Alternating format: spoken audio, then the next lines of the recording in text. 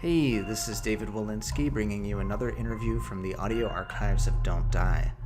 This time I'm bringing to you the second half of my conversation with Adam Kid Drucker, aka Doseone, who's a rapper, producer, and game composer.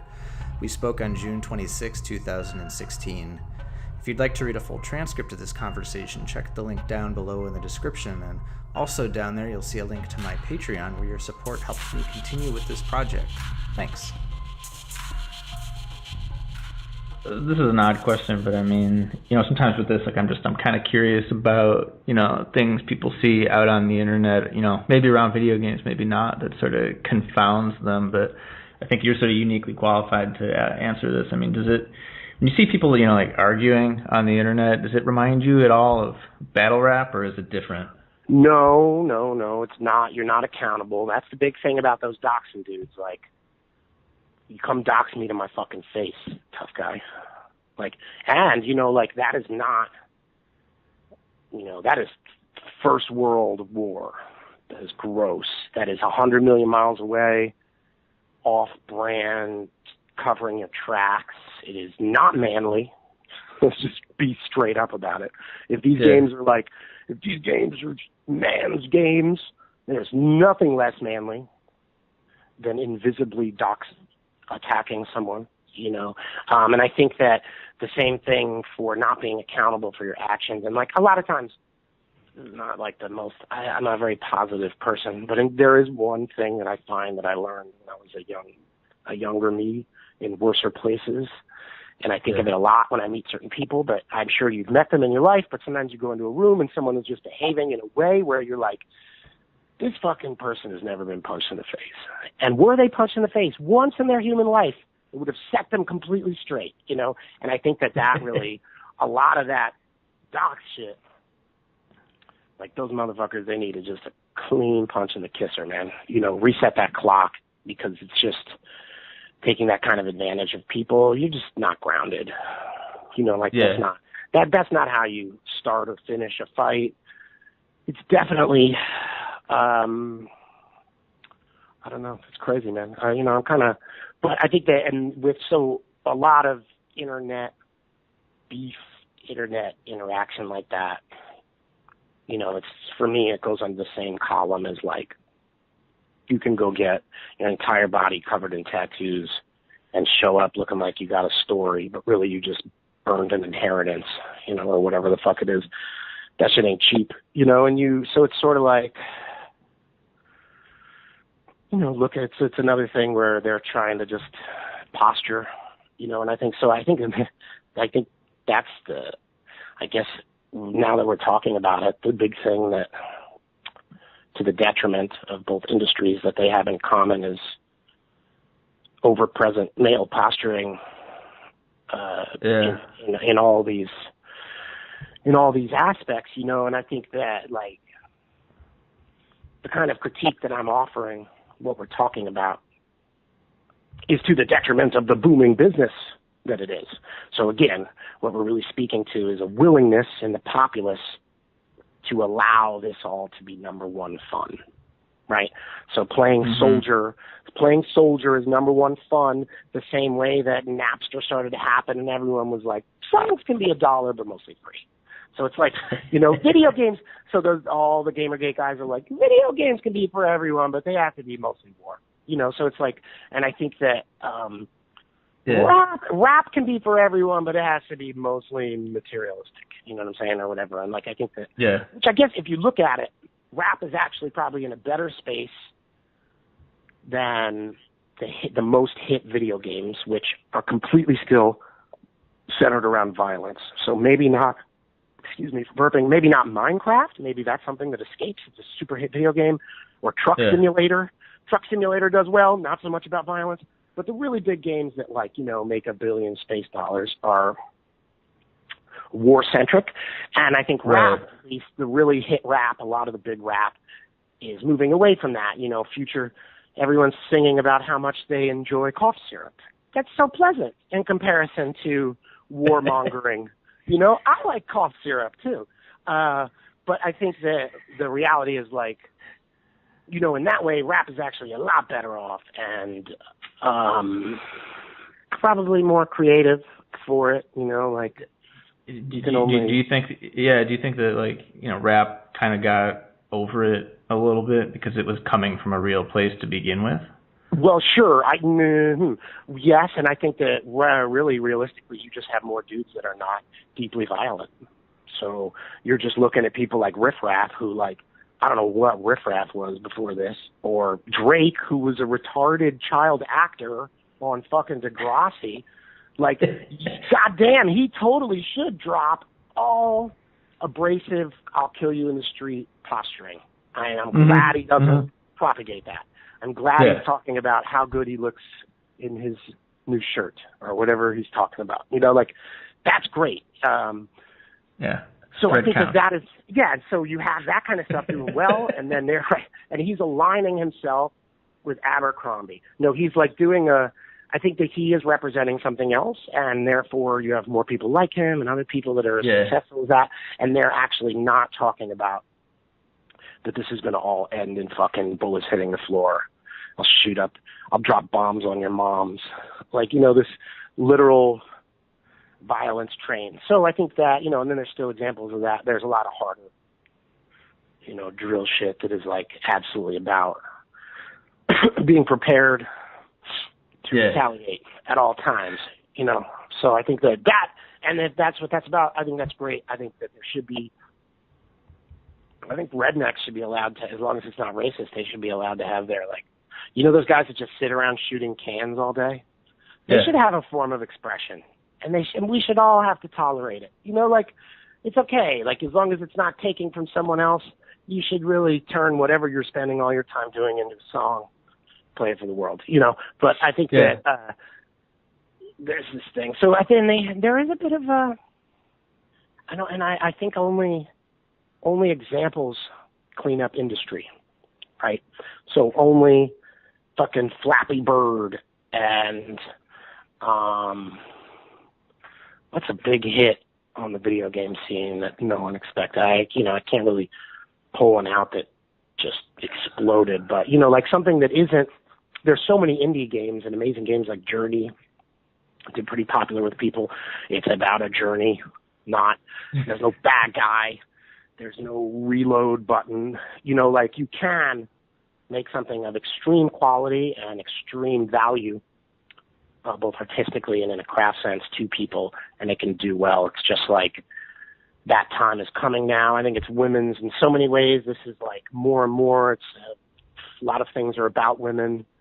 Even this Ghostbusters thing that might suck as a film, it's great that they were like, know what? All girls. That's amazing. Yeah. You know, it's like, and I think that at the same time, though, like, take it with a grain of salt. All that shit is too little too late. And if I were a feminist, activist, young or old woman, I would not loosen up on the reins, and I would keep fighting everything because it's great that it's women's time right now, but, like, all this shit is, you know, like Black Lives Matter. It's so important to fight that shit, but it's so sad that we're still at this, like, middling point in these fights in fucking 2016. It's pathetic. It's pathetic. You know what I'm saying? So it's like, I don't think it's anything to be proud of, but it is something to be motivated by and keep pushing forward, you know. And again, only examples of the exact opposite will allow people to have examples by which they might deviate in their path to create things. Because really, you and I are talking about two things I think seems to arise. Is like, it's about the core creators doing good or bad with, you know, their content creation, and then this sort of willingness of the mass purchasing populace to let it fly, you know. And so that dynamic creates big and small ponds, you know. And it's like, and a lot of things, crazy, people get into that shit. It's what's funny to me too is, like, so many people, like, shooters are so popular now. You'll meet, like, a really dainty human who loves to garden but also loves an FPS. Like, it's fucking huge. So it just shows you that, like, you can't even stop. And that's the same way that you, like, back when I came up, you would meet, like, a wayfish, nerdy white dude, and his favorite thing in the world is CMW or fucking UGK. And you're like, what? You like Too Short? And he's like, I'm not Too Short. You know, and it's like, you know, and I think that, so once things get big enough, you can't fight inclusion. And I think that the content, those people, it starts to become a business.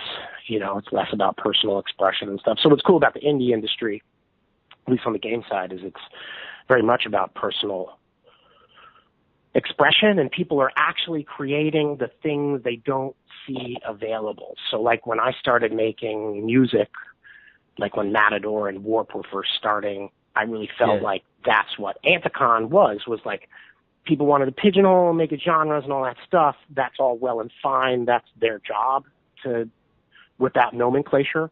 But our job was to make something that was in between Matador, in between Warp, and in between Soul Sides, you know, like rap. Like, so it's like we were, you know, you're doing what isn't done. It's like fucking Etsy. You're like, I wish I had a fork that could wrap around my wrist and also get text.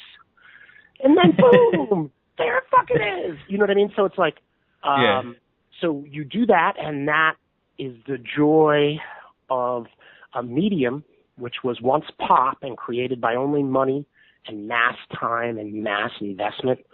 Now it's available for everyone and doable on a personal home sort of rigged or home recording. Like everyone can have it now. So now that everyone has access to the medium, they start to create content that fills the gaps between the reason it's big. You know, it's like, I think, you know, when books started to first get mass produced, there was the Bible, and then the only thing that was big after that was like Marquis de Sade and smutty books, right?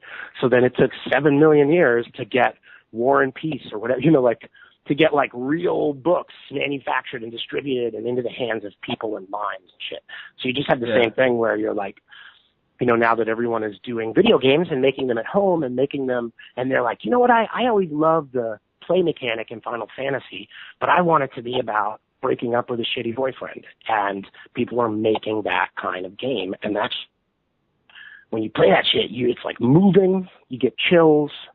The artists that are involved take it seriously, and they have like a personal stake in something that's incredibly complicated and used to be so locked away, like classical music still is or whatever.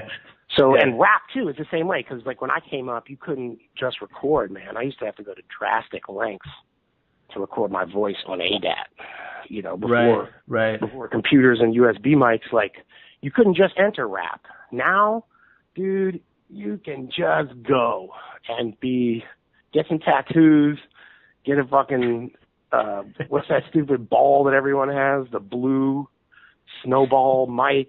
Yeah. Boom, you are buy a beat off the internet, you know. Do it off your phone, You are going. And so I think that, you know, barriers to entry have both positive and negative effects, you know. So we're a product of home recording and all that shit, and there's good rap that's affected it and become a mainstream success.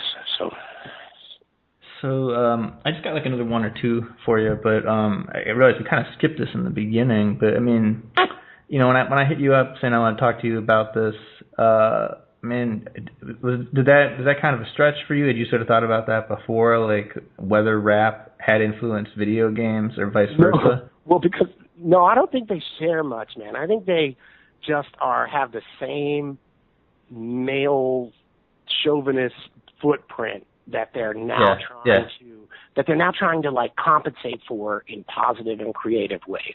And then you have backlash and stuff like that. And then you have the paradigms of successful rap and the paradigms of successful video games, and how they thwart and inspire us. But I think, prior to this, I'm just like, I mean, because like what you were talking about when I first got the email, I was like, what is this bullshit? I live this. I went from rap to video games. Like, I had like a pea-brained rapper reaction to that, and I was like, there's shit similar between the two. I'll tell you right now, because the hustle and amount of posturing and hard work and creativity I had to put into an independent rap music career is dynamically different. But that kind of effect, I'm a weird, fucked up case of that, where I happen to be lucky that some of the guys that were in high school being like, I don't like rap, it's always about this or that. They actually found my music, and now I'm meeting those guys and they design games. And I'm like, hey, well, I do music, and I get to work with people that understand my place in the universe. And that's like a huge non-monetary reward for me as an artist and human being. So like, that's like a huge benefit, which makes me tainted data, you know what I'm saying, as far as that shit goes. Right. Because my music career and my rap experience did affect how positively I'm experiencing independent video games. So it feels like conclusion to me because of my other work. That said, I'm also like smart enough to I'm good at reading a room and reading a contract, whatever, across time. Just the two industries are in very different states. And there is like the indie apocalypse they're talking about in games right now, where like you can't just be indie. There's too many indies. No one's going to do good. We're splitting the pie too many ways. And like music has that problem, film. Right. That's just the new problem, dude. It's like you got wood, you're going to get termites. Like fucking deal with it. Like that's what they eat. And people eat apps now. So you're fucked. Content. It's just content. It's content. Yeah. And like everybody's doing it. Yeah. And so I think that's, going on. But in general, the indie scene just is a bit more positive surrounding these content creators, and a bit more of a community is in place, and a bit more effort is made to keep it in place. Now, that said, in the last 5 years, I've watched the indie scene get bigger and bigger, and some of its stars have a harder time being themselves because of the attention. So, it's still in its infancy, too. So 5 years from now, there might be some depressing ways it went and some inspiring ways it went. We don't know, but I think that's always an option, same for music. And, no matter what, though, the world, like, to be a career artist and make it from A to B and still be doing what you should and not have commodified it, turned it into a job, turned it into less of what it is to be more of what it could be to an audience. Right. If you can do that, that is Jesus Christ. There's no God, but there is that kind of life. And if you can actually do that, you're so lucky and you work so hard. You can't take anything from humans, because that really isn't what happened. What generally happens is like someone does amazing on their first thing or their first 4 things, and then the world eats them up, or they just have to go, because getting to nobody, it's an interesting world. Or the other thing that happens is someone does really well and quickly becomes a shadow of their former self, and a more digestible version of them that can saturate the system more clearly and quickly. So, that's sort of what you see. And then later in life, some artists have the luxury of coming back and doing something interesting and relevant again, but that again takes a ton of effort and like starving yourself, know. So it's like, it's interesting.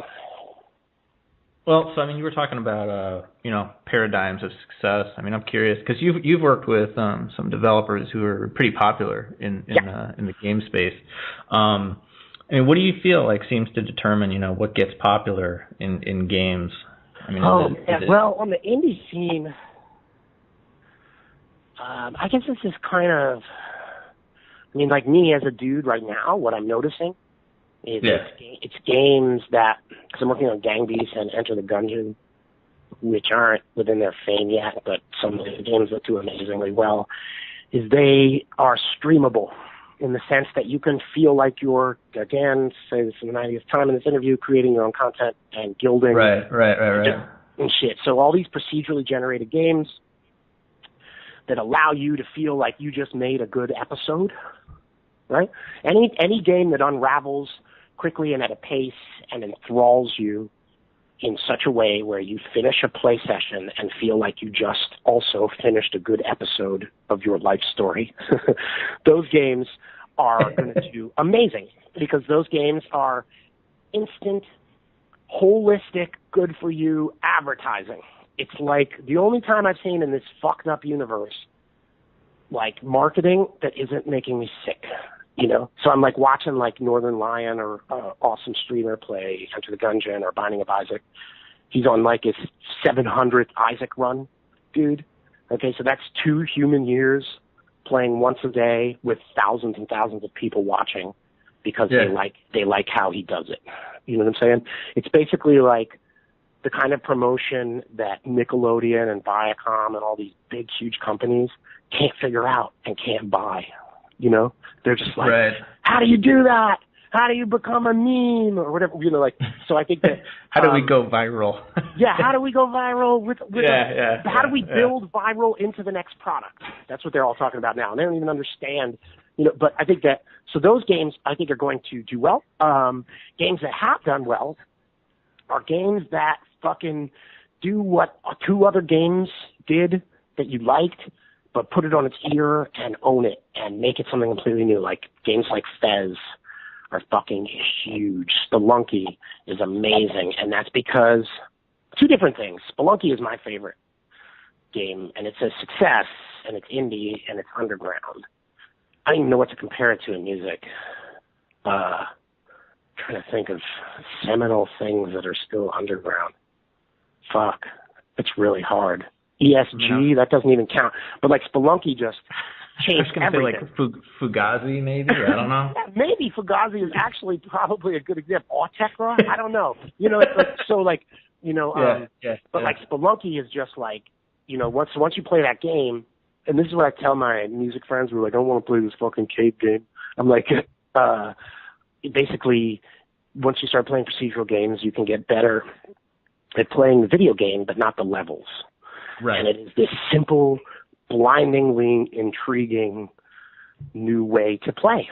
Permadeath mixed with procedural generation of good and bad things. It's like, it's just amazing. You don't even realize what you're liking until you're into it, you know, and I think that, so that stuff is what's doing well. And also, but you know, there's also like on the indie level, I mean, everything's indie now too, man. There's so many successful games where like 2 guys left a huge studio. Yeah. So the game that I'm working on next, Absolver for Devolver Digital, is a bunch of awesome dudes that left Ubisoft and made a really successful first-person shooter. And they were like, yeah, not doing that, you know. So they were treated really well there. There's also great stories like that. Like nobody in the history of the music industry was like, I really love working at Capitol Records. It was amazing. Everyone was so nice. Like, that's never, I don't think, been the case. And you can meet motherfuckers that, like when you work on the shittier side of the games, things where they're like firing 30 people and hiring 50 next month, that's really painful and anonymous, and you feel like cattle. But when you're at some of these better companies, from what I hear, you know, you actually can be pretty happy at your job and you're making the kind of game you always wanted to make, you know. So, but a lot of the indies are people that are born from that and learned all the craft they could and execution stuff, and they came and they now are making something incredibly valid, whereas like, and that's sort of a similarity, but not the same in rap. Like a lot of early rap was like dudes like Buckshot Shorty from Black Moon. He was a dancer. And somebody was like, hey man, you should rap, it's easy. And he was like, okay. And so now in his case, he actually became a very influential rapper, lyric writer, flower, terrible term. But, you know, like the way he put it down, no one had done before. And it added a lot to the guild of all things rap. So he's a great example of it. And then there's a lot of other examples. I think the Cellar Dwellers were dancers. Tupac was a dancer. Saphir was a dancer. So it's like, you know, and motherfuckers are like, yo, boss, why are you just dancing, smoking blunts? You could be up there with your naming lights. That shit is easy, you know? And so they're like, okay, it is easy. You don't really, in games, you have these guys that are like, this shit is really hard. We all need to quit together or get fired together because it's going to be 10 of us and we're going to have to work really hard and we're going to make something amazing and we're never going to sleep. So it actually isn't the same incestuous sort of back door that you take to get into making your own shit. But it is like still the same thing where it's people from the industry rising from the dead to help create a future for the industry, because generally, if we let it go the way it goes, it would all be pop. Well, so just one last thing I did want to ask you about. And you mentioned in our email, this whole thing how games like to act like they're bigger than Hollywood or whatever. But you said the process actually resembles TV a little more. I mean, you mentioned before that helps it make a successful game. It's like it feels like you watched an episode of something. But can you talk a little bit about AAA games as TV and how it sort of treats its people?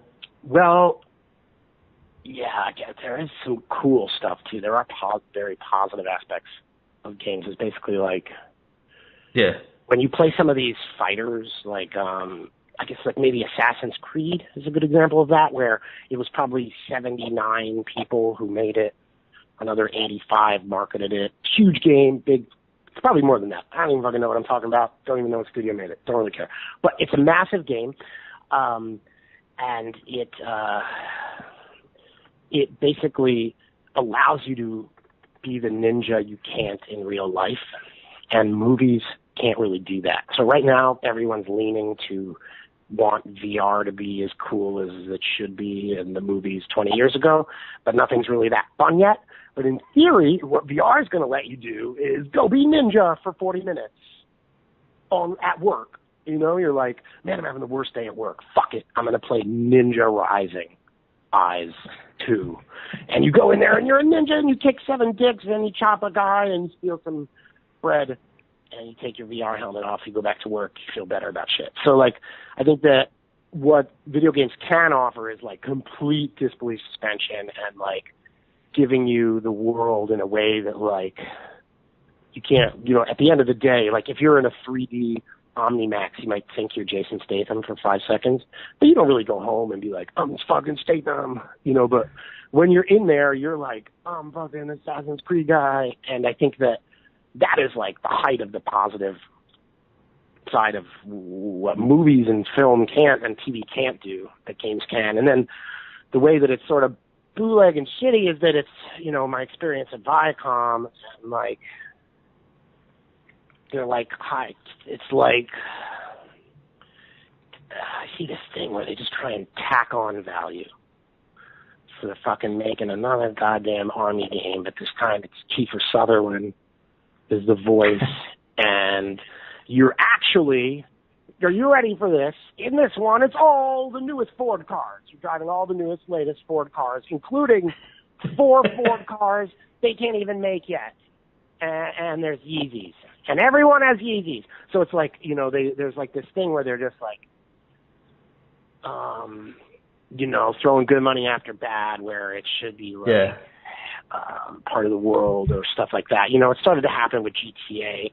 They which is cool. GTA did it right, where they had all these different radio stations, and that was how they let off-brand work and marketing and world into their world, and that was cool because you're in a car and it's compartmentalized and it really adds to the world. And then there's examples where it ruins everything, So I think that also there's all this cutscene shit, and they put cinema, so everything wants to be an alternative to cinema a little bit. You know what I mean? It wants to have a pinky in there, and it's not you get extra points for that, but it's just what AAA thinks AAA does. It's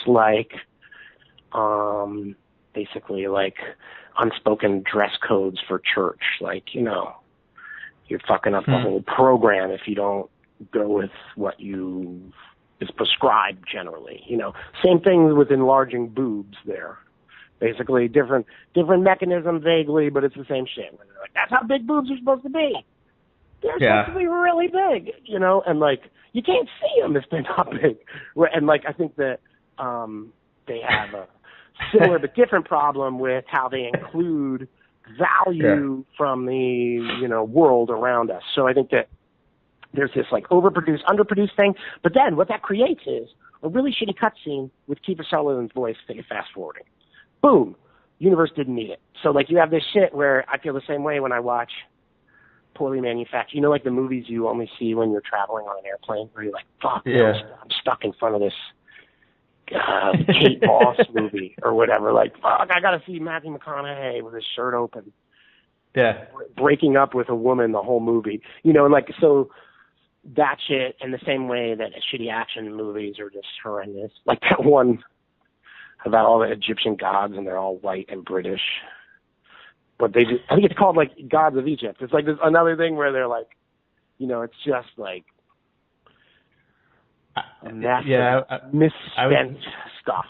You know, I was just on a flight and I wound up seeing I think Edge of Tomorrow. Do you know that one? Oh yeah, that was really bad too. Which is based on a manga where there are no white people in it. I'm just like, oh my god. I think it's called I think the book is called like All You Need Is Kill. I remember hearing about it years ago, and like I saw the whole movie, and I was like, I think it was based on that, but it's kind of funny to compare that to big budget games where they're just kind of like, well, it's, you know, they're not really in the business of like making good movies, you know, like that. So it's like they're doing that, and now you have like, you know, and they're hiring these guys from these companies though. Like they'll fucking hire the screenwriter from Transporter. I don't know. I'm just making shit up here, but like, yeah, no, they're like we can get the guy. Yeah, they're like, we can get the guy who did all the script rewrites for Transporter. What do you think? They're like, yeah. And then you have him come in and he writes all the cutscenes, and then the game plays like a MOBA with a gun. Or you're like just looking at a shitty run cycle for the rest of your life, and like, you know, and it's like, so like, and then there's examples that undo everything I'm saying and are like really well defined for what they are. But you know, again, it's like video games is like with the army game, like Destiny is amazing and people love it. Like you get more and more people playing it that aren't really war files, you know. So yeah, let me ask you this. That's going to be our last question. I'll let you go. And thanks again for making the time. I mean, pleasure. You know, man, like, so, you know, you said you were sort of initially skeptical when I emailed you, sort of like, you know, what the hell I was talking about. But, you know, let's say that, like, you know, people sort of get their heads together in video games or video game industry or whatever, and, like, they decide to maybe, you know, take some cues from some, you know, elements of, you know, rap philosophy or rap music or just the thinking that goes into it. I mean, what are sort of like lessons you think that like would be good for video games to learn from rap, or do you think it's sort of like just a fool's errand to compare one medium to another at this point? No, I think the only thing I've sort of discovered that is remarkably true is like the sort of foreboding omnipresent male presence in the two that both art forms truly suffer for, and then just like what we're really talking about too is how what we're also really talking about is how much successful ventures in a medium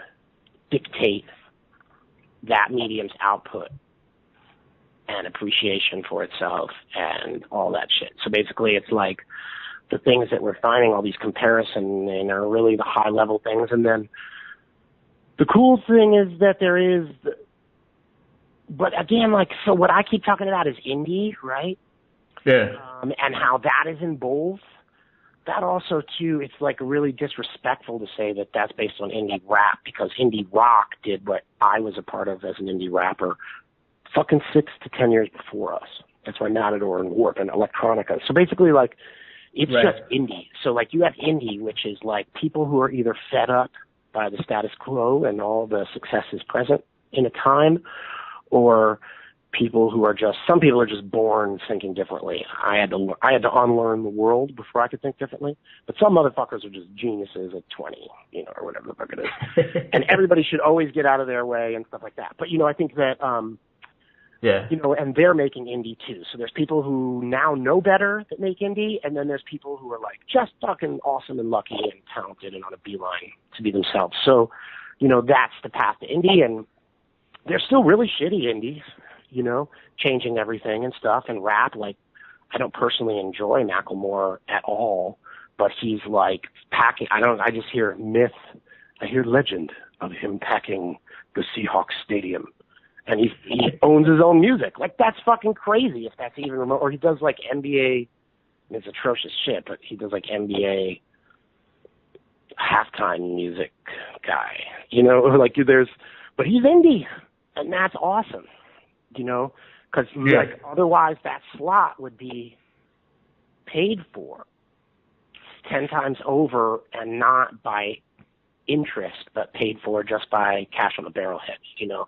So all opportunities will be pre-purchased unless someone's talent gets them there or following or whatever, you know. So I think that's kind of cool, and the indie thing is definitely going between both, but ultimately it seems, I guess, what is actually I don't know that I have a lot about rap that I can say that's incredibly positive. I think that rap needs to, you know how like Hasidic Jews, every so many years they reinterpret the Torah so that they can include iPads and Diet Coke and shit. And again, I'm sort of like fictitiously pawing at what they do include, but they look at the old word of this thing they've been following since time started for them, and they're like, you know, maybe he's not talking about wall chargers and Coca-Cola, so we can have Coke and wall chargers. I feel like rap needs to look at its core tenets now that it is no longer what it started as, and reevaluate and sort of project, you know, like a hardcore creativity out, as well as just trying to blow up. Everyone's trying to blow up and be as impressive. You know, it's like 900 Thors, like, or Herculeses. Everybody's out there lying. Well, there's one time I killed 10 lions and 4 dragons and rescued 5 princesses. And, like, you know, you just have everybody saying that on a smaller and smaller piece of legend, you know. So, and, you know, it's interesting. So I think that there could be stuff that could happen if rap gets a hold of itself, but I feel like possibly, you know, but video games can't save itself either. It's just the people doing it on smaller independent levels can do it right from Jump Street. Like, it's like having a baby and giving it health food, man. Keeping it out of McDonald's. Like, that's the only way. And then eventually, like Minecraft, I don't actually know how organically Minecraft was started, but like something like that, you go to this insane level. It was at a time an independent venture, and then you sell it to the guys who make Post-it notes and military soap and Microsoft, you know what I mean? So it's like, oh, dude, you want a crazy fact? This has nothing to do with this article. Do you know who owns the United States' largest commissary business for all the jails? I could guess, but I'd probably be wrong. You're never gonna. Bob Barker. Are you serious? I am fucking serious, dude. Bob Barker, at some point in his height of his success, he was like, you know what business is always booming? Commissary in jail. And he fucking owns that shit. I just think it's so, the dude from Price is Right. I was going to guess like Pepsi or something. No, it's fucking Bob Barker, the dude who holds the mic weird. It's amazing. No, I know. Well, he's he's got his eyes on, what should cost, so that doesn't surprise me. Oh, dude, he must have had a sister or a brother in jail, because you don't just wake up in a bed in Beverly Hills one day and be like, you know what business is booming? Apples and commissary. I'm going to buy them all. And I think fucking, but anyway, yeah, man. So, I think there's stuff there. I do think that there's like, I think it's big business, and like video games, and rappers love video games, but they only love the basketball shooty ones. You know what? If there was like basketball with handguns in the back of your shorts, you might have the greatest rap game on your hands ever. Whatever AAA ends up reading this article, they should put a team on that right now. Fucking I would love to heavily play armed basketball. Like NBA Jam, Resident Basketball. Basketball. I would play the shit out of that. Yeah, I would too, actually. Dribble one man, shoot with the other. Yeah, pleasure to talk to you, man. And feel if you have any, feel free to get back in touch. Yeah, for sure. Thank you. Hopefully that wasn't like a greatest hits sort of interview conversation you've had before. So. No, it was actually all pretty fun to think about, and I don't feel like we were appropriating any knowledge. It all feels pretty. There are a lot of similarities and things going on. Yeah. In strange ways, not necessarily in the ethics, but somehow in the ethics. It's weird. It's almost like the business practices are really similar in the same detrimental way, but then but selling violence, like all of that stuff is like, it makes you think about the separation of craft and culture, which back when I started rap, all these old people would sit in front of a graffiti mural and argue about where culture in hip hop starts and where the word rap begins. Yeah. And you know, and I remember being like, these fucking retards. But it actually is what, you know, it does separate. There's like the outside of the corn dog and then the hot dog part. And the hot dog of rap is definitely something about its culture and how that has changed over time, and video game culture and how that is changing over time, and then how those interact with the industry around them, which is like booming still, you know. Yeah. Because I don't think you're going to have a lot more rock stars. I'll just say this right now. I tell everyone, all sound designers or anyone doing music, I'm like, oh, you want rock and roll for your game? Forget it. That shit's dead. Like, no one, 5 years from now, no kid is going to jump into a virtual world and hear, like, never. They're going to jump into a virtual world and hear fucking beats and EDM and arpeggios. You know, so I think that you're also the rock stars, Dad. You'll still have some, but, like, who's the last rock star? Bieber? That's a joke in comparison to, like, I mean, you know, it's probably Nirvana was the last one, but that was like, I've heard it said that like they were like the last pre-internet organic, you know, big sensation.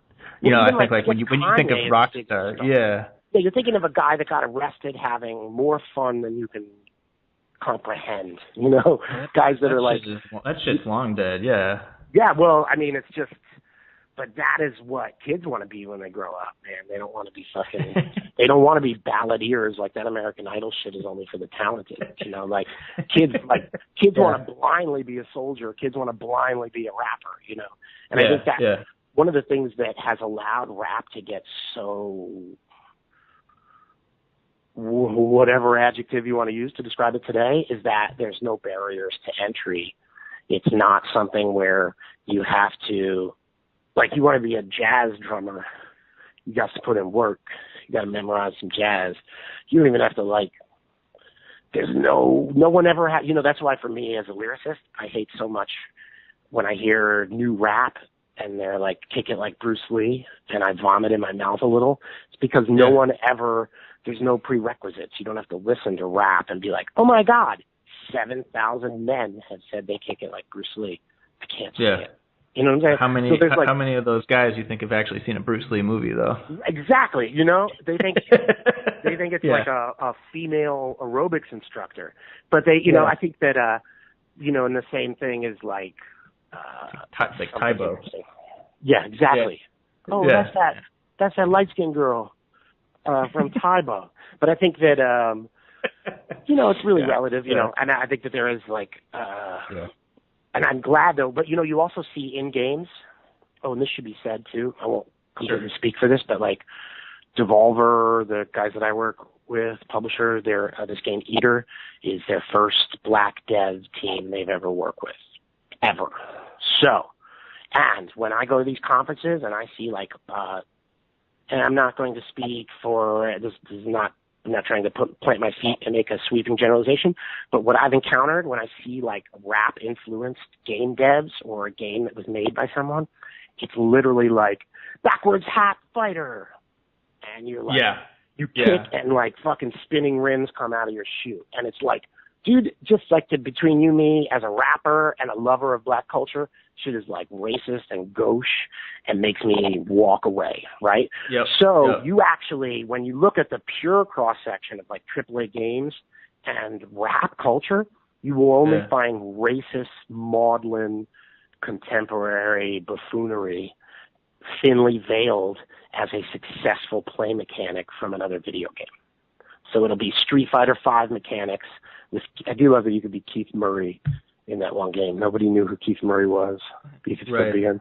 But I think that, you know, like, so like when you actually look at that crossover, there's fucking nothing doing, man.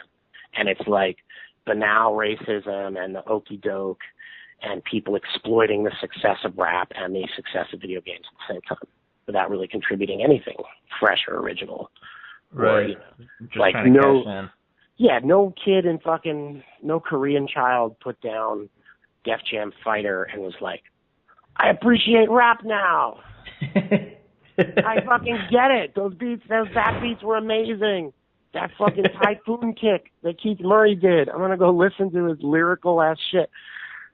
So, you know, like there's no direct crossover. I also don't really see too much rap getting you into video games. So they're not really bedfellows yet, you know? Whereas sports and video games are straight up bedfellows. Rap and sports are not as tight. Like you will play NBA jams and be like, Mom, I think I want a real basketball, or vice versa. You know? Yeah. You play basketball and you're like, I want to play NBA jam. So like I think that blah, blah, blah. But that doesn't really exist on a more one-to-one basis between the two. Anyway. No, all good. No, I mean, that's it. Thanks for reminding me of that, because like that's totally true. Like a lot of those Tony Hawk games, like right. Yeah. So thanks for reminding me of that. Isn't that kind of co-opting culture? A couple of different things. Yeah. It's kind of like it's kind of, you know, like, I don't know. It's definitely not pure, whatever the two things got together. It's definitely a two-headed baby, right? Yeah. It's not really a seamless marriage of the good in both, you know. And I think that, too, also the big thing that came out of that is that they will only do that adventure to sell you a really, like, off-brand, branded, sort of tired-ass version of rap, mixed with a really tired play mechanic from a really well-known game, you know. They put fucking SpiderMan in those games too, so I think it's like they probably like rap as much as they like SpiderMan. Yeah. Well, the greatest. What if you're like a rapper? You're like a 26-year-old rapper, and you have to find your real self, and it's a real quiet, I played that game. Yeah, where you go into all these environments and you're like overly male, and they just don't say anything. It's very off-putting, strange thing where you go through a lot of jobs and you can't keep a job. Yeah, but I think that you know, there's room for marriage between the two.